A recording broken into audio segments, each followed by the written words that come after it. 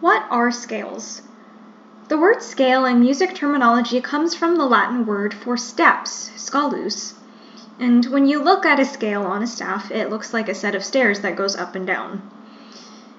Steps refer to notes that are next to each other on the staff, so C to D or D to E and vice versa, or basically letters that are next to each other in the musical alphabet, so they have to be next to each other. Going from like E to G, that's not a step because they're farther apart. And there are two kinds of steps, whole steps and half steps. Half steps are easily seen as two adjacent alphabet letter keys that are right next to each other.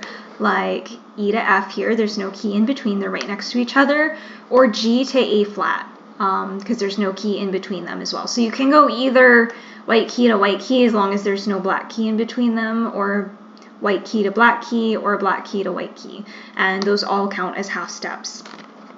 Whole steps are two adjacent alphabet letter keys that have a key between them. So like C natural to D natural here, they have a black key in between them. And the same thing with this F sharp and G sharp, or if you want to call them G flat and A flat.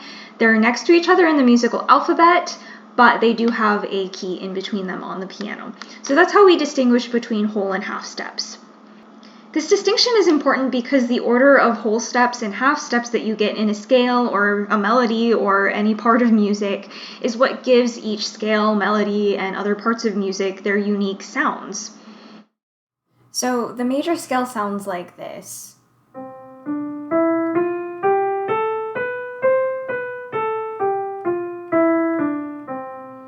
It's built from the pattern whole, whole, half, whole, whole, whole, half.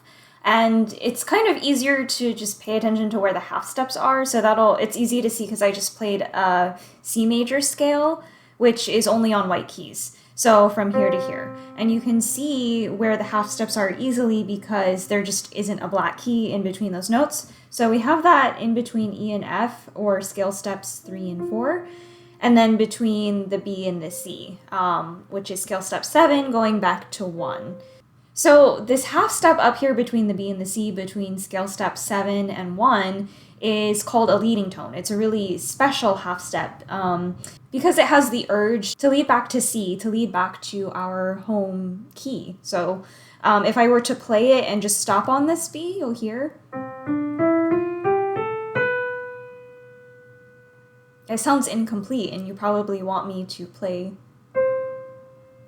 So it gives more strength to that C once we get to it. So that's just what makes the major scale sound the way it does, is where those half steps are.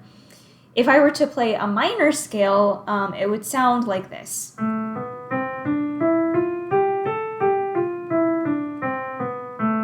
So that sounds a little bit different, right? And I played only on the white keys again, this time from A to A. So you can see that the half steps are here from scale step 2 to 3, and then scale step 5 to 6. So the whole pattern is whole, half, whole, half, whole. So we don't have a leading tone here in the natural minor scale. We're going to talk about the different types of minor scales once we get to the major and minor scales video. But just to give you an introduction to that, I just played what's called a natural minor scale. And that just means that it uses the same notes as the relative major scale for it. So you'll notice that both of the scales I played were on white keys. So C major is all white keys and A minor is all white keys. And we call them the relative major and minor from each other because they use the same keys.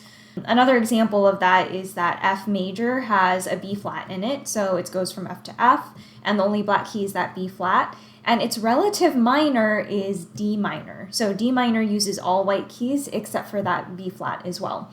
So I'm going to explain that a little bit more once we get to major and minor scales, but I just wanted to point out that it's where the half steps fall in each of these scales that makes them sound the way that they do. And we get other major and minor scales by using half steps from the black keys as well. So we'll get into that a little bit later. Most intermediate pianists practice scales in 2 to 4 octaves as they help us learn strategies for fingerings. And scales can appear just like this in real music, like this example from the 7th variation of Mozart's 12 variations on Twinkle Twinkle Little Star.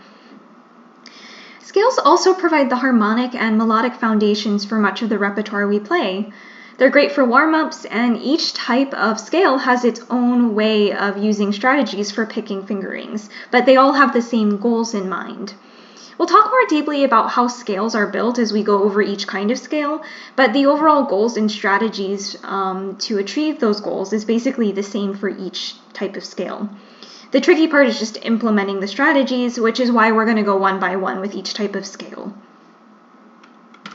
So do you remember what the 3 main goals are for fingering?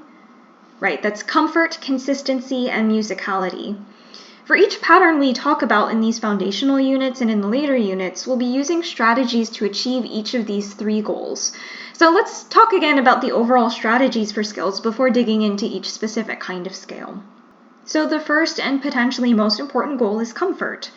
Comfort means that it feels physically good to play, kind of like that feeling when you've been scrunched up sitting for a while and you finally get to stand up and stretch, or that feeling of when you've had a really long, arduous day, maybe like working outside in the yard or something, and you finally get to sink into bed at the end of the day. That also is like a physical sensation that feels good.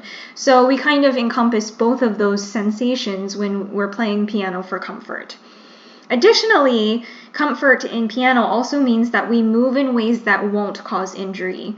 So we have to look out for the health of our hands and arms so we can keep playing for a long time. And we can accomplish this goal of keeping it comfortable with these strategies.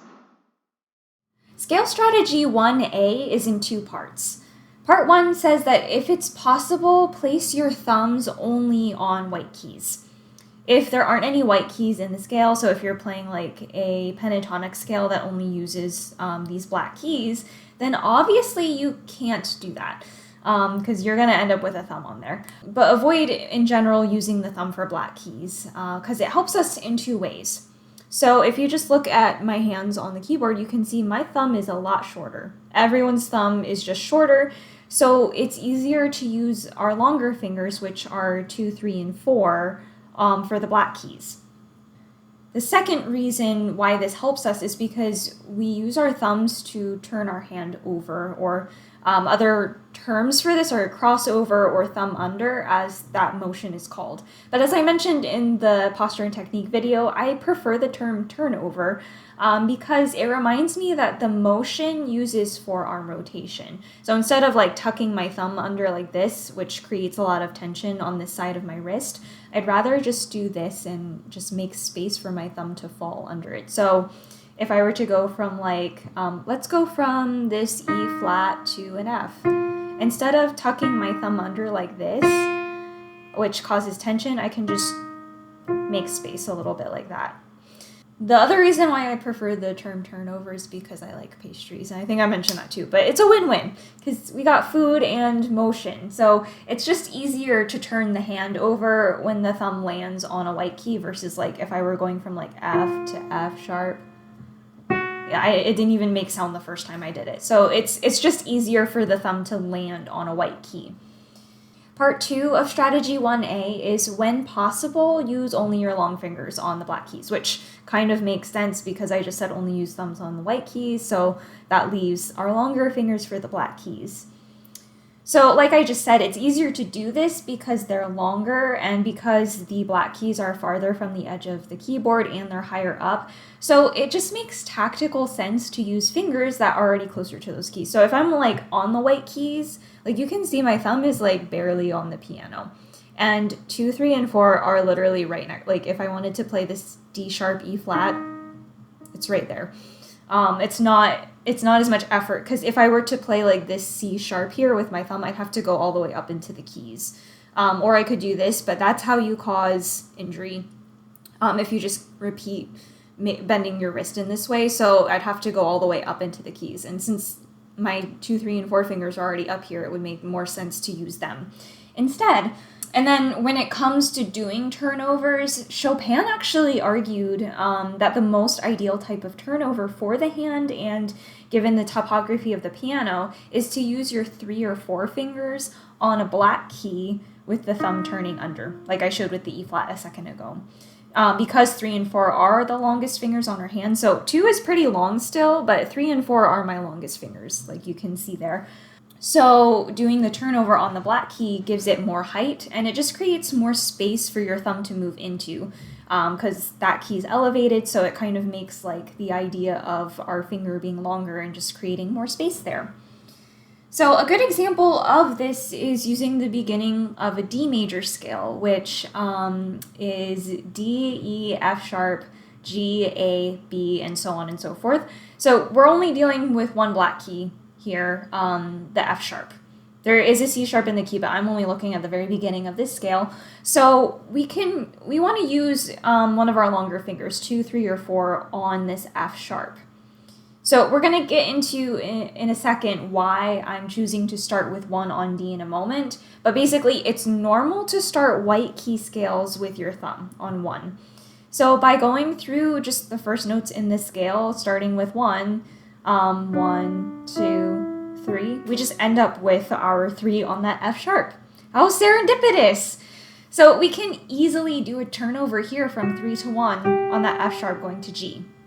So that's the kind of problem-solving thinking you should be doing when you're figuring out fingering.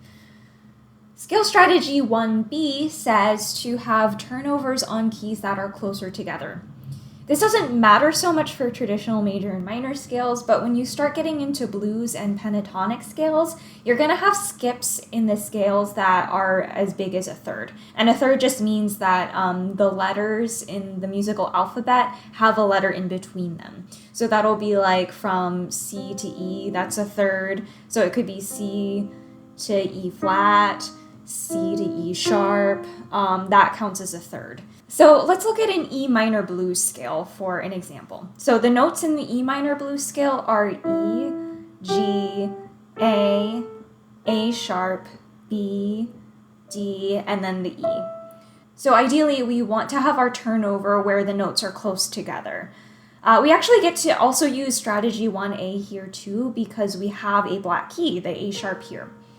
So how can I get my 2, 3, or 4 finger on that A sharp? So since this is a white key scale, maybe just starting on 1 will work. So let's try that. So E, G, A sharp. Cool. So it just happened that the A sharp ends up with my 4 finger on it, and then the B right after that is only half a step away. So that's the perfect spot for a turnover. So let's try that. So 1, 2, 3, 4, 1. So 1 for B, and then 2 for D, and then we've got this E again.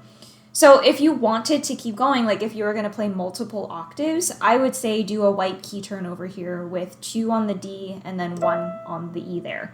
It's not the best turnover, but it's definitely doable and gives us the consistency that we're going to be looking for with goal 2.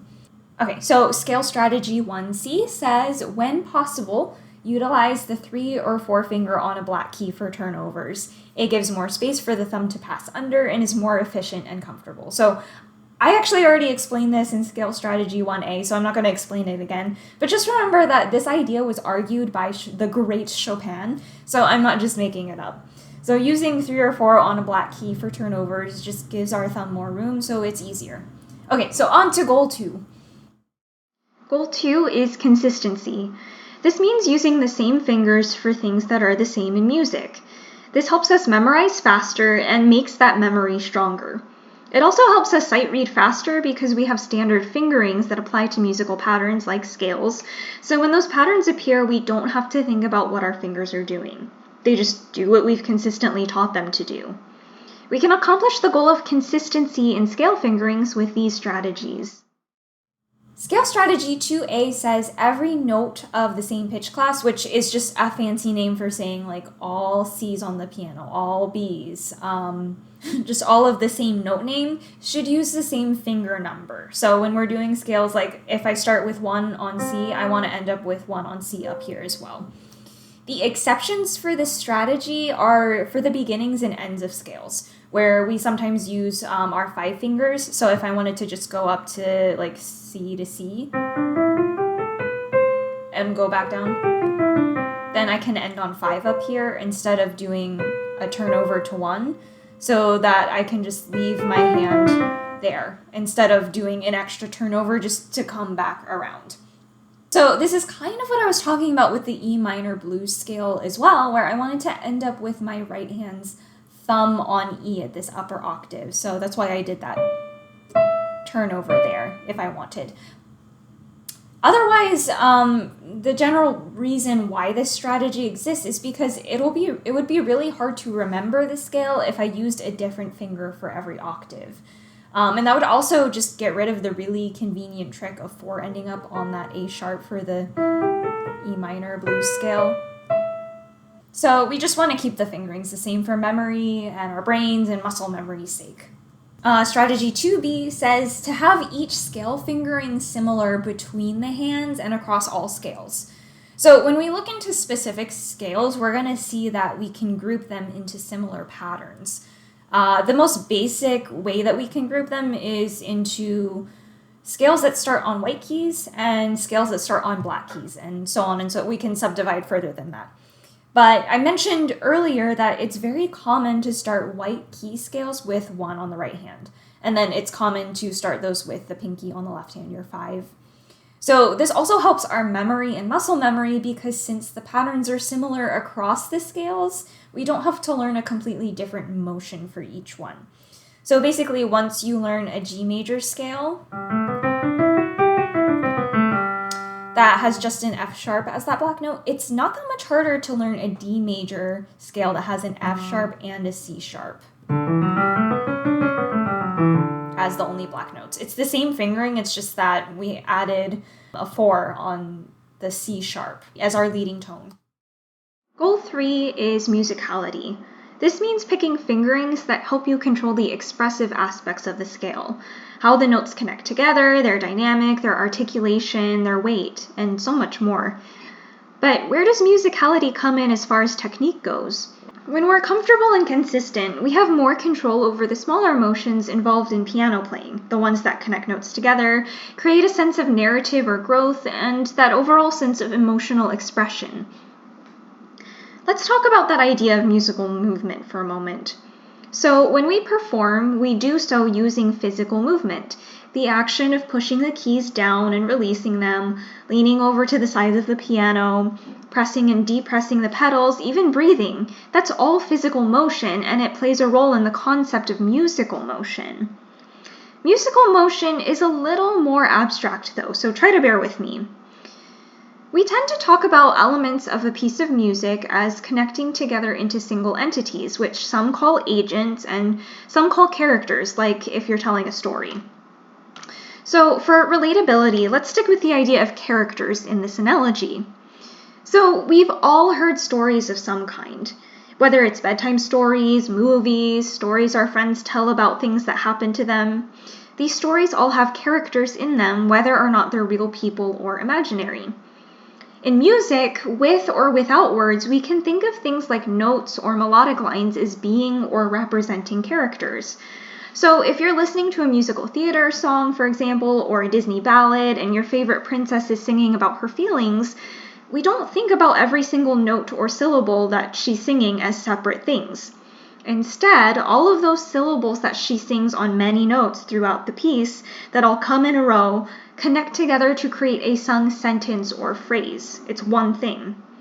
So similarly to when we're speaking, we don't actually add silence in between every word because as speakers of a language, we know what the sounds of beginnings and ends of words are, so we can mush them together and people still understand us. Motion then refers to how the melodic line as a single entity goes up and down and changes note as time passes. We use language like the melody moved from a C to a D because we think of the melody as a single character or entity that moves up and down as time passes. And musicality is about the quality of that motion. Was it slow? Did it slide? Was it fast? Did it jump? Was it a smooth movement from one note to the next? Was it loud or soft? What kind of motion was it? So the way that ties into scales and non-vocal music more generally is that to be musical, the way we connect notes together in a row is important. because the way we do that actually communicates bigger things like where musical sentences or phrases begin and end. We don't emphasize every single note like...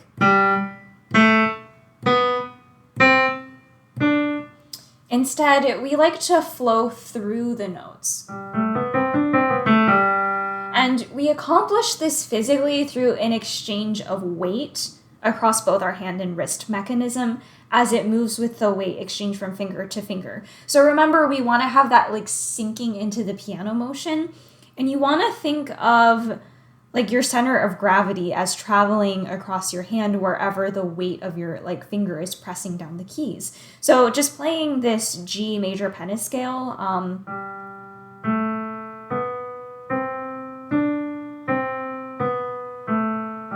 I can exaggerate it by like just lifting my hand up. So watch again. So that's where forearm rotation comes in, is it helps us to distribute the weight or move the weight from finger to finger. And that's how we keep it even and consistent. We can still get louder and softer,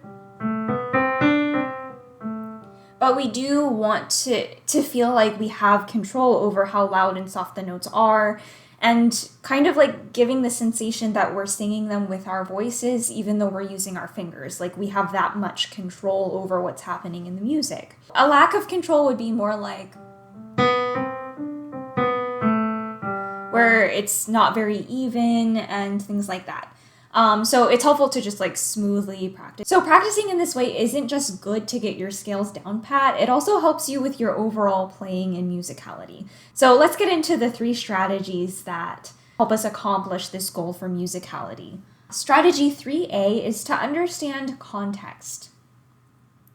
Where are you coming from musically, and where are you going? Like what kind of piece of music is this? Is it fast or slow?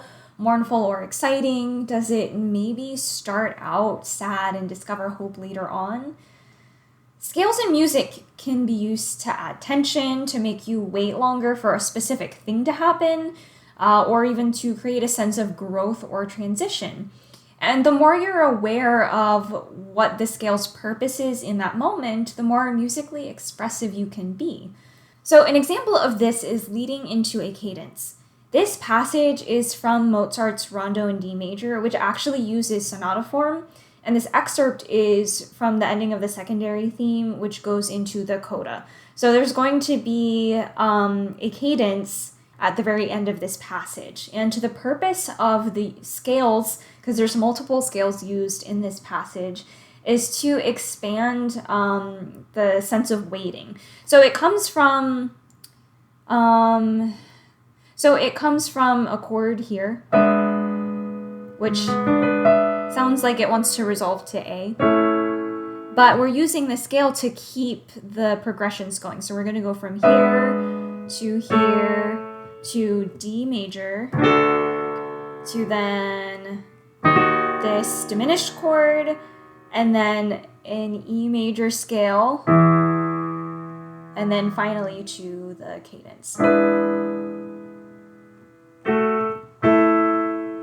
in A major. So it just helps to give that sense of expansion. So I'm going to play it slowly, and I'm going to begin on that G sharp diminished, and then it's going to go to A, and then to D, and then we're going to have this stepping up in the bass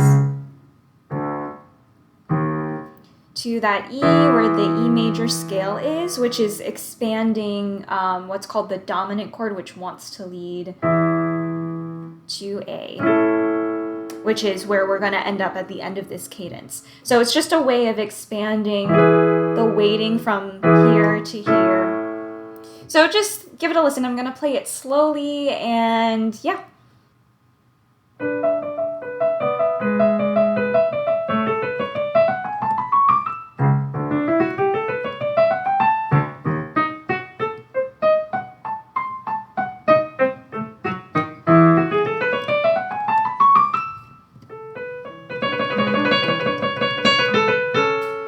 So there's that cadence in A. Yeah, so you heard some other techniques in arpeggios that we'll talk about in later lessons. But yeah, that's basically how we can understand that the musicality portion of it is understanding like what this scale does and how we get in and out of it. So you might have heard me slow down a little bit at the top of it. So I kind of slowed down going into the E. So just understand what the purpose of the scale is when you're playing it in music, and understand where it's coming from and where it's going. That's the basic example, and we'll get more into the musicality goals as we get into the later units of this course. So strategy 3B is to define what growth or expression means for the scale in this instance. So going back to this example, like what would it mean for this scale to be expressive? Does it mean getting softer? Does it mean sounding more confident, or maybe playing more timidly? It affects our fingering because we'll use stronger fingers if we're trying to play super loudly and in a bombastic way. So an example that I'll just make up is a D major scale that is using a rhythm that's like ba-dum.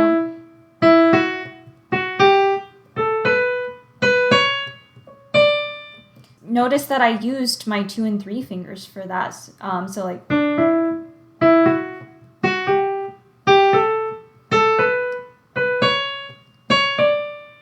So because I wanted it to sound stronger, I picked my stronger fingerings, and so expressiveness in this case affected the fingers I chose to use. So then finally, strategy 3C is to decide what type of articulation, which means connected or disjunct, so like what type of dynamic, so loud or soft, and then what timing to use. So articulation is the word that just refers to how the notes are played. So like I showed you a second ago, connected can be, and then disjunct is separated. You can also, if you're playing really quickly and trying to move your hand to a different location, depending on context, you might do that sort of thing. So you might adjust your fingerings based on that. So these are things that are going to come into play when we're looking more at specific pieces of music. But basically, that's our scale strategies. To wrap up, I hope you're starting to see how these 3 goals are tied together and how important technique is to picking solid fingerings. That's why I have 2 whole units on the technique for basic patterns in music. I don't have any practice sessions for mastery in this lesson, but I do recommend printing out the list of goals and strategies and putting it somewhere that you'll see a lot during your practice session. Like in a binder if you use one for your sheet music, or even just taping it to the wall behind your piano. I tape a lot of stuff to the wall behind my piano if I need to remember it, like French terms. So in the next videos, I'll start sharing more of the reasoning behind specific fingerings for different kinds of scales. We'll start with smaller ones and then move into ones that you're going to use more often, like traditional major and minor scales, chromatic, whole tone, pentatonic, and even blues scales. So I will see you in the next video.